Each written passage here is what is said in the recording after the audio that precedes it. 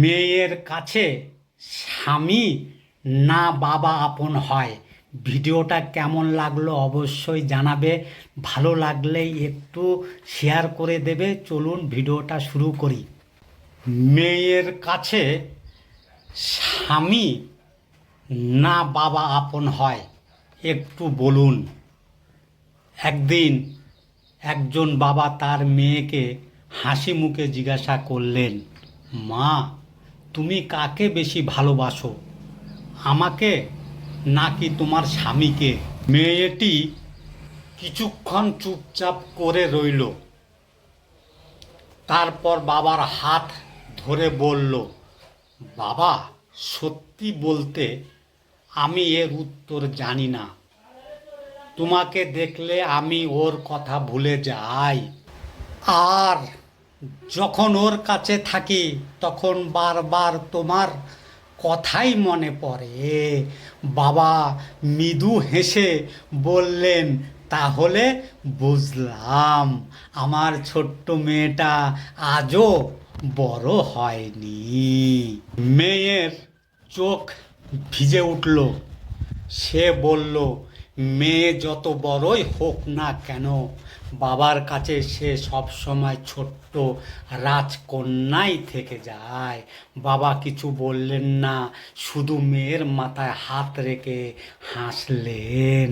কারণ একজন বাবার ভালোবাসা কখনো ভাগ হয় না, আর একজন মেয়ের হৃদয়ে বাবার জায়গা কখনো কমে না। স্বামী জীবনের সঙ্গী হতে পারে, কিন্তু বাবাই সেই মানুষ যার হাত ধরে একটি মেয়ে প্রথম পৃথিবীকে চিনতে শিখেছে।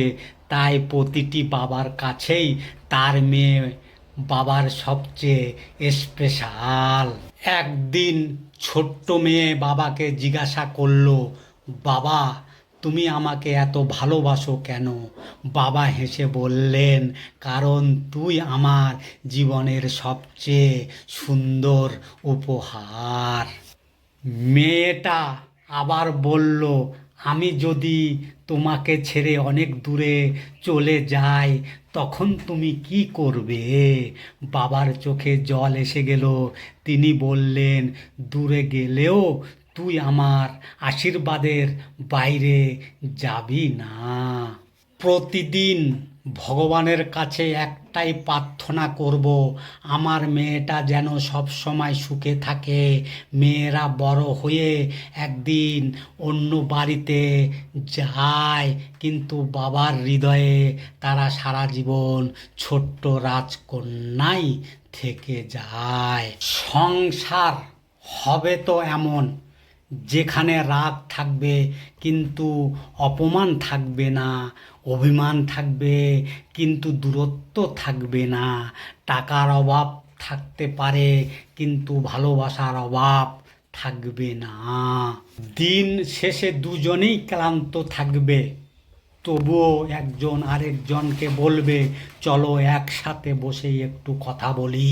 কারণ সুখী সংসার বড় বাড়ি বা অনেক টাকায় হয় না, দুজন মানুষের সম্মান, বিশ্বাস আর বোঝাপড়াতেই হয়।